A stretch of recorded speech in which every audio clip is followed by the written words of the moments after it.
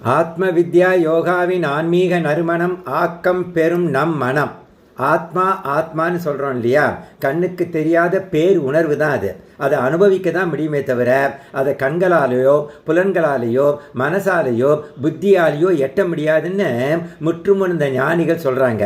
நம்ம ஓரளவு ஒரு புரிதல் இருந்ததுன்னா நமக்கு இதை பற்றி நம்மளுடைய வாழ்க்கை ரொம்ப ரொம்ப சுகமாக இருக்குங்கிறதுனால இந்த மாதிரி சில பதிவுகளை நான் போட ஆசைப்படுறேன்.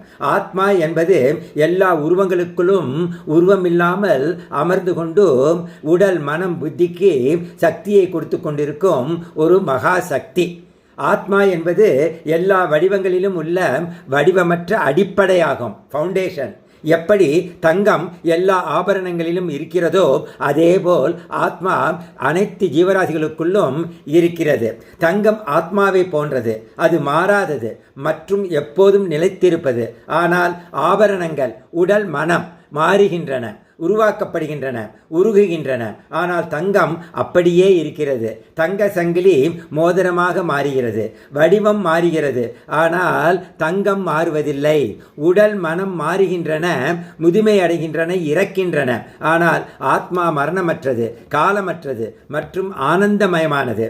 பற்று இல்லாமல் உடல் மனதை மற்றவர்களுக்காக பயன்படுத்த வேண்டும். அதற்கு நாம் சாகும் வரை நம் உடல் மனம் இரண்டையும் ஆரோக்கியமாக வைத்துக்கொள்ள வேண்டும்.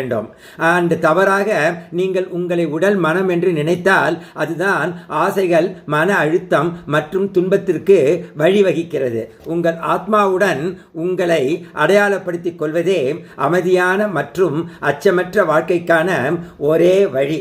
ஆகையால் ஆத்மாவில் நிலைத்திருப்போம். இந்த உடல் மனம் புத்தி என்பதை நம் குடும்பத்திற்காகவும் இந்த சமுதாயத்திற்காகவும் பயன்படுத்துவோம். So and this is the thing, be the gold and not the ornament. Identify with the permanent, that is Atma, not the perishable body, mind and intellect. Don't confuse the container, that is body, with the content. A beautiful thing, Atman. இறைவா நன்றி.